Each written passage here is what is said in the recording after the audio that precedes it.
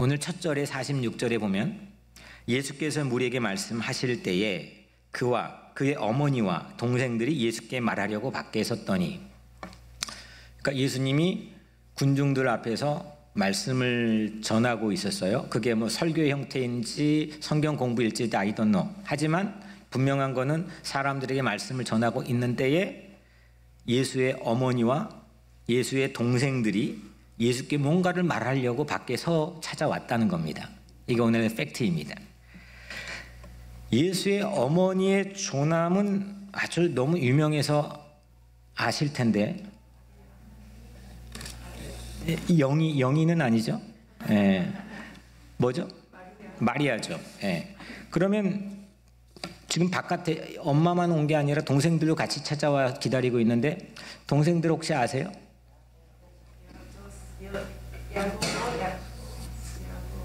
야고보만 계속 야고보.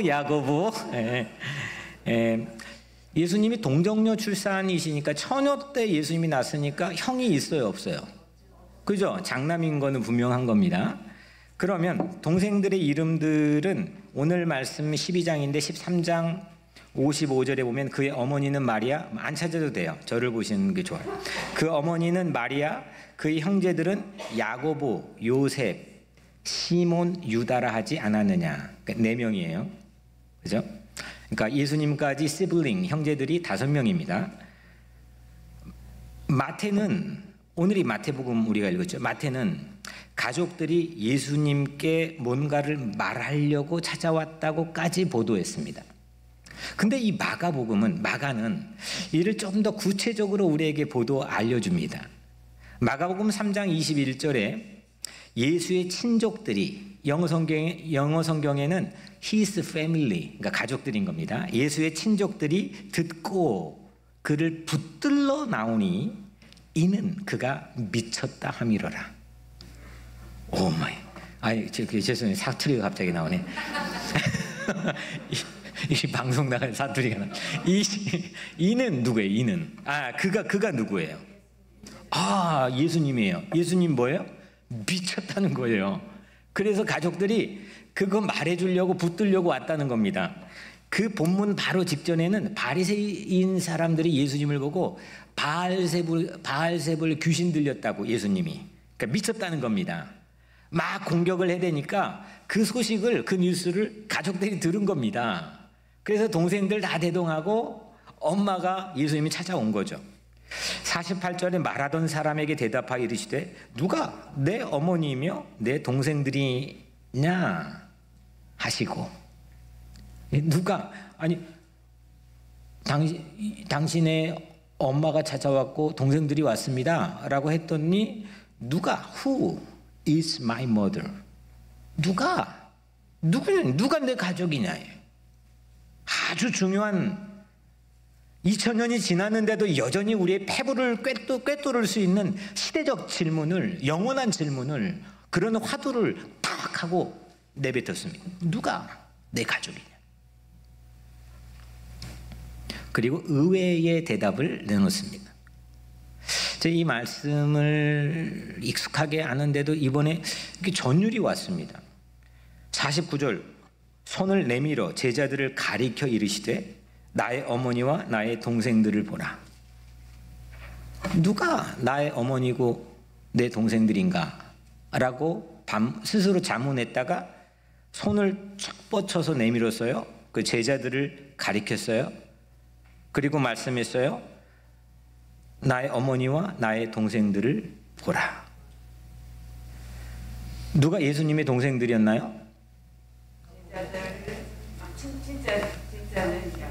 아니 지금 진짜 뭐 가짜 말고, 흥분하지 마시고, 진짜는 이미 4명 밝혀졌죠. 그 4명의 이름이 야고보, 요셉, 시몬, 유다. 근데 예수님이 손을 쫙 뻗어서 가리켰어요. 누가 내 동생들이냐? 그렇죠. 예수님의 제자들이죠. 예수님 말씀을 지금 듣고 있는 사람들이에요.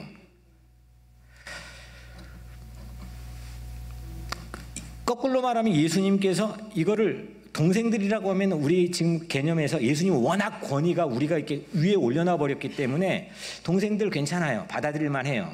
이게 거꾸로 뒤집어 보면 예수님이 그들의 마티 형님을 자처하는 거죠. 예수님 형이에요.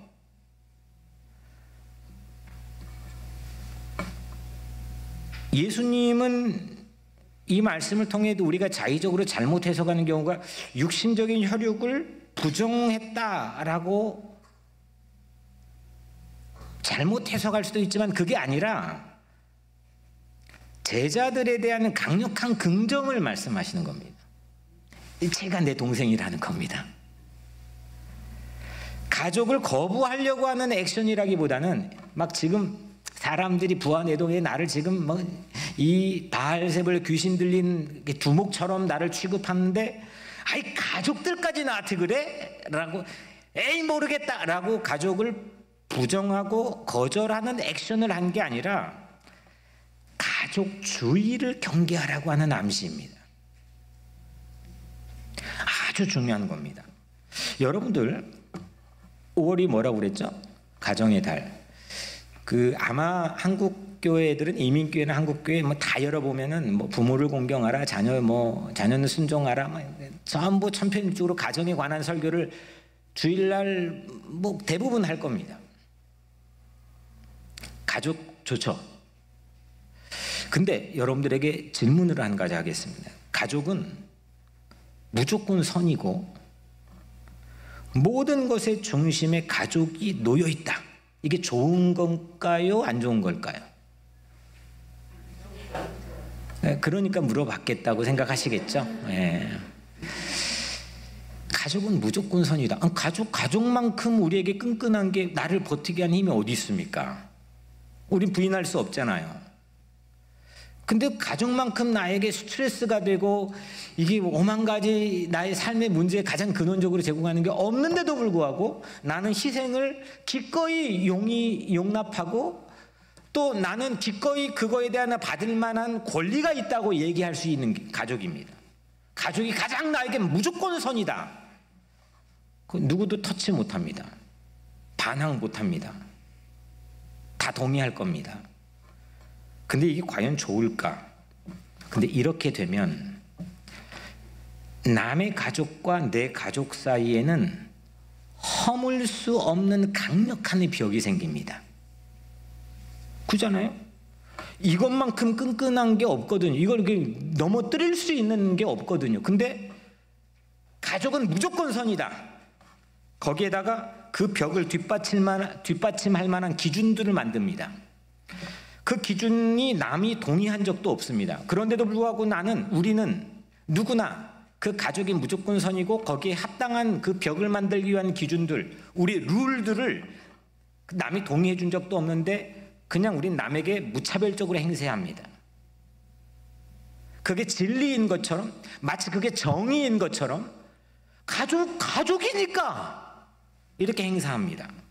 근데 거기에서 나오는 가장 큰 우려는, 예수님의 우려는 이런 순간 이래 버리면 남의 가족과 내 가족 사이에는 허물 수 없는 벽이 생긴다는 겁니다. 대표적인 예가 있습니다. 유대인들의 분리 정책입니다. 이건 비단 최근뿐만 아니라 성서에서 우리에게 고발하고 있는 오랜 기간의 모습입니다. 그들이 자화상입니다. 그걸 뒷받침했던 기준이 뭐냐? 율법이 아니라 율법주의입니다. 그걸 예수님이 본 겁니다. 야, 이거 무서운 거다. 야, 너희들이 하나님이 주신 법 그거를 율법주의로 만들어서 이렇게 벽을 만들 수 있느냐? 유대인들이 가는 곳마다 여전히 대적 전선이 형성되고 피바람이 불어왔다는 까닭이 뭔지 아십니까? 율법의 본래 처음 말랑말랑한 선한 하나님의 뜻은 다 말라 비틀어 버린 채 율법주의로 극단적인 분리를 삼았기 때문입니다. 우리 혈통, 우리 단일 민족, 우리 가족, 우리 가문 전부 다 그거를 예수 이후에 첫 번째로 깨고자 자기 혼신을 던져서 도전한 복음의 전령자가 바울이죠.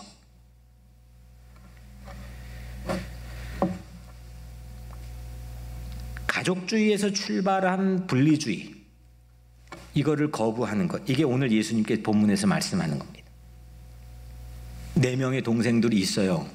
찾아왔어요. 밖에 뭐 말하려고 그래요. 그 육신적 혈육 자체, 핏줄 자체를 거부하는 그 근거를 우리에게 제공하는 게 아니라, 거기만 가족이 아니라 그 가족주의에 내가 몰입하려고 이 땅에 하나님의 아들로 온 게 아니라, 같이 목숨 내놓고 하나님의 뜻을 이루고자 지금 나와 곁에 함께 앉아있는 이들을 내 가족이라는 겁니다. 내 동생이라는 겁니다. 이게 예수님 말씀입니다. 여러분, 말씀드린 것처럼 혈연의 힘은 가장 끈끈하고 강력하지만, 예수 믿는 건 뭡니까? 예수 따르는 건 뭡니까? 예수 바라보고 예수와 동행하기를 원하는 건 뭡니까? 예수를 만들어 디퍼런시, 차이를 만들어낼 수 있는 우리의 장점은 뭡니까? 그 혈연을 넘어서서 다른 피의 힘으로 사는 것 아니겠습니까? 전부 이거 고백하고 믿고 안다고 하지만 전부 우리는 위선적입니다. 내 가족주의에 매몰돼서 너머에 있는 가족과 우리는 유대하기가 매우 어려운 처지에 놓일 때가 많기 때문입니다.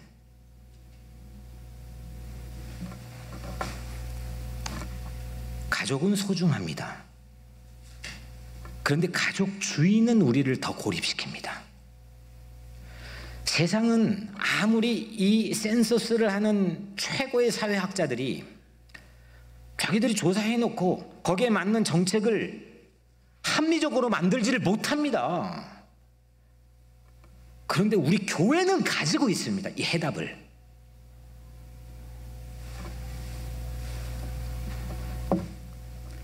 그런데 때로는 우리가 더 가족주의로, 교단주의로 우리가 스스로 고립을 만들어버리고 세상을 사방벽으로 만들어버린 그런 우를 범할 때도 있습니다. 교회는 새로운 헌혈이 이루어져야 되는 곳입니다. 우리 안에는 누구 피가 있느냐, 내 엄마 피가 있느냐, 아빠 피가 있느냐, 내 DNA와 유전인자의 형질에 따라서 나에겐 이런 습관이 있고 이런 텐던시, 경향이 있고 뭐 여러 가지가 나도 모르는 사이에 있겠지만, 그거가 아니라 우린 2번 태어난 사람으로 나에게는 예수의 보혈이 흐르고 있다는 겁니다. 그 예수의 보혈을 누군가에게 헌혈해 줄 수 있는 곳이 교회여야 됩니다. 가족을 삼아야 됩니다. 다 우리는 불완전합니다. 우리 안에 화도 날 때도 있고 실수할 때도 있고 우린 다 죄인들이고 불완전하지만, 한 가지 확실한 건 내 안에 나를 자녀 삼아주신 하나님에 의해서 예수 그리스도의 거룩한 십자가 보혈이 내 안에 유전인자로 있다는 겁니다. 그리고 그거를 우리는 누군가에게 헌혈하는 사명을 받았습니다. 그게 그 스테이션이 교회입니다. 그래서 하나님의 대가족이 만들어지는 거죠. 에베소서 2장 13절, 이전은 전에 멀리 있던 너희가 그리스도 예수 안에서 그리스도의 피로 가까워졌느니라. 에베소라고 하는 저기 당시에 유럽에 들어가는 초입에 있는 큰 도시, 처음 가서 바울이 만난 인종이 다르고 문화가 다르고 언어가 다르고 이런 사람들을 만났는데, 이전엔 너희들이 전에 멀리 있던 너희였는데 그리스도 예수 안에 그리스도의 피로 이 외국인들과 이방인들까지도 모두 다 가까운 형제 자매가 되었다는 겁니다. 예수 피로 우리는 자매와 형제가 되는 개연성이 아니라 그런 삶을 우리가 누리게 되기를 주의 이름으로 축원합니다. 가족입니다. 패밀리입니다. 우리 교회 27% 1인 가구, 또 교회 너머에 이 미국 땅 28%의 1인 가구 모두 다 예수 보혈로 하나님의 대가족이 되어지는 그런 기적이 되는 꿈을 우리가 함께 꾸는 그런 공동체가 되기를 주의 이름으로 간절히 축원합니다. 두 번째로, 제가 이 교회 부임하기 전이었던 것 같습니다. 갑자기 본문을 계속 묵상하면서 샥 하고 기억이 스치게 해주셨는데, 이 교회 부임하기 전 플로리다에 목회할 때 뉴욕 타임즈 한 기사를 제가 봤던 것 같습니다. 그래서 이제 서치를 해봤는데 당시 뉴욕타임즈에 기재된 기사에 당시 최고의 심리학자인 리차드라고 하는, 제가 오전에는 기억했는데 오후에는 또 이렇게 좀 시간이 까먹네. 리차드는 확실한데 그 다음에 뭐 N으로 시작되는 이름인데, 여하튼 그 박사가 최고의 박사인데 이 사람이 재미난 실험을 소개했는 한 기사입니다. 그걸 읽은 적이 있는데 한번 여러분도 맞춰보세요. 그림이 세 가지가 있습니다. 하나는 소가 그려져 있고, 음매하는 소, 그 다음에 꼬꼬댁하는 닭이 있고, 그 다음에 그 건초가 먼저 hay, 그러니까 마른 풀이죠. 그게 세 개가 있습니다. 그 세 개가 있는데 이 세 가지 그림을 다 보여주고 서로 관련되는 두 개의 그림을 골라라라고 하는 실험입니다. 여러분들은 뭘 고르겠습니까? 제가 어제 설교 준비하며 우리 쌍둥이에게 실험을 해보고 왔죠. 여러분이라면 뭘 고르겠습니까?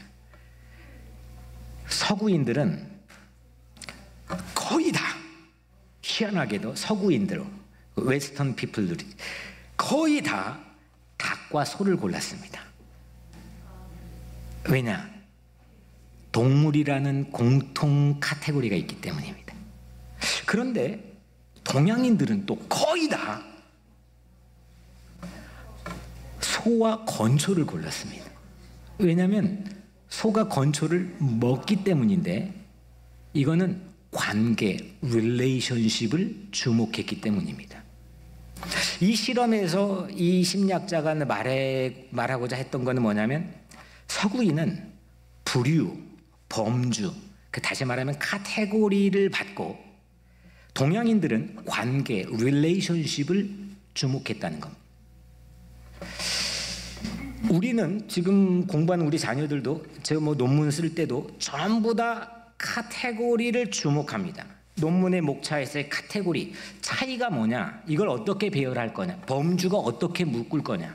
우리는 그 차이를 만들어 가지고 범주, 그룹을 묶어내는 건 별로 중요하지 않습니다. 관계입니다.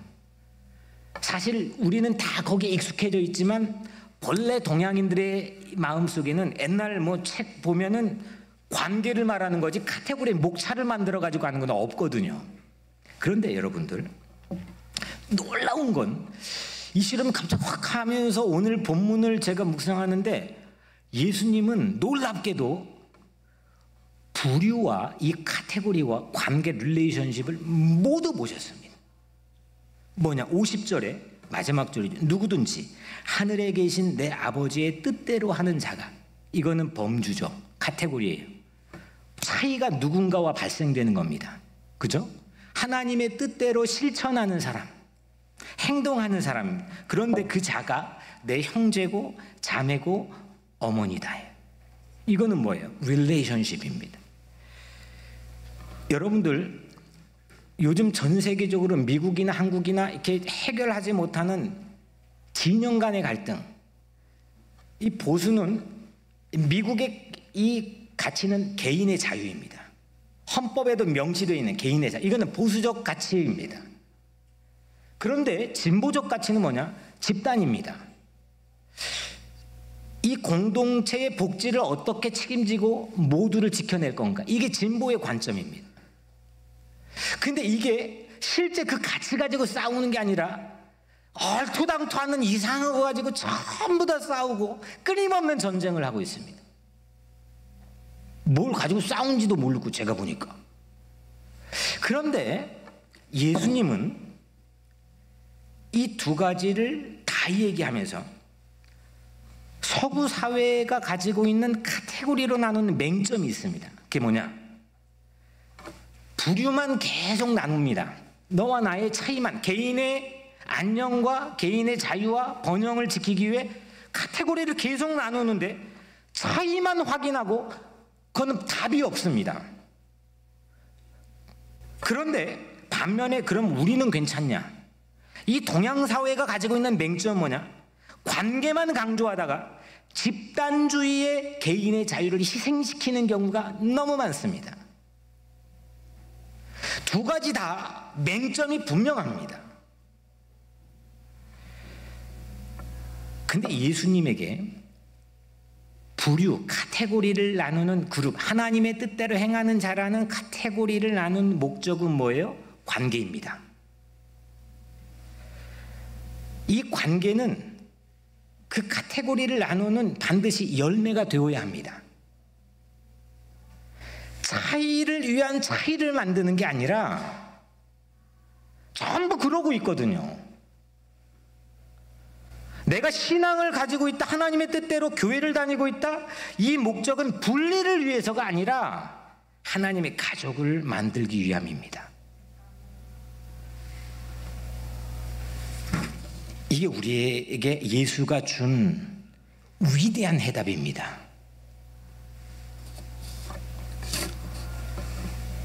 하나님의 뜻대로 행하는 자가 내 가족이다, 내 형제고 자매고 어머니다 라고 하는 뜻은 제발 가족주의의 벽을 넘어서 네 이웃을 너의 몸처럼 사랑하라고 하신 말씀이고, 부류나 분리주의, 카테고리를 나눠 차이를 만들어낸 그런 벽을 뛰어넘어서 심지어는 원수까지도 사랑하라 라는 예수님의 당당한 선언입니다. 위대한 선포이고 복음입니다. 3년 공생애 동안 예수님께서 피토하며 외치셨던 말씀과 그 삶의 핵심이 뭡니까? 우리를 하나님의 가족, 하나님의 아들, 딸로 삼아주신 거고 우리를 형제 자매로 묶어낸 겁니다. 물과 피를 쏟으며 6시간 동안 죽음의 고통, 진액을 다 쏟고 결국 죽어버렸던 십자가의 알맹이가 뭡니까? 그건 하나님의 뜻을 품고 땅끝까지 낯선 이들을 찾아 만나고 품는 사랑의 대행진을 하라는 새로운 사명입니다. 하나님의 뜻대로 하는 자가 내 형제요 자매요 모친이다. 이거는 순종이 피보다 진하다는 겁니다.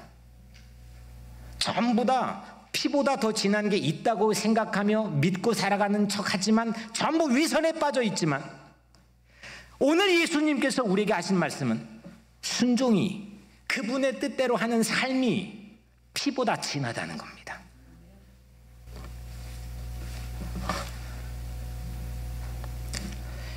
예수님께서 우리에게 해주셨던 말씀이 뭘까? 내가 익숙해져 버린 걸 가지고 예수의 생각이라고 생각하는 거 말고 끊임없이 새롭게 예수는 어떤 생각이었을까? 예수는 왜 우리에게 그렇게 말했을까? 끊임없이 마르지 않는 샘물처럼 우리에게 새로운 해답과 갈 길의 방향을 제시해 주는 것 같습니다.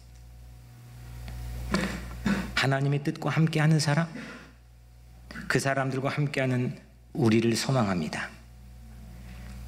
여러분들, 이 당시 오늘 본문 안에 예수님의 일이 사회적으로 비춰질 땐 상당히 위험해 보였고 전복적이었고, 심지어는 소개한 것처럼 바알세불의 악마적이라고까지 공격하는 사람들의 비난이 수도 없었습니다. 심지어 여러분들은 그 예수님을 이렇게 형처럼 너무 달갑게, 너무 흠모하면서 너무 좋아하지만 당시에는 그렇게 만만한 분위기가 아니었습니다. 심지어 가족들조차도 부안해동에서 찾아왔습니다. 그런데 그러한 공격에 전혀 겁먹지 않는 사람들이 있었습니다. 바로 거기 예수님 주위에 앉아있던 사람들입니다. 우리도 제자들처럼, 그때 그 제자들처럼 겁먹지 않고 예수님의 주변에 앉아 하나님의 말씀 듣기를 소원합니다.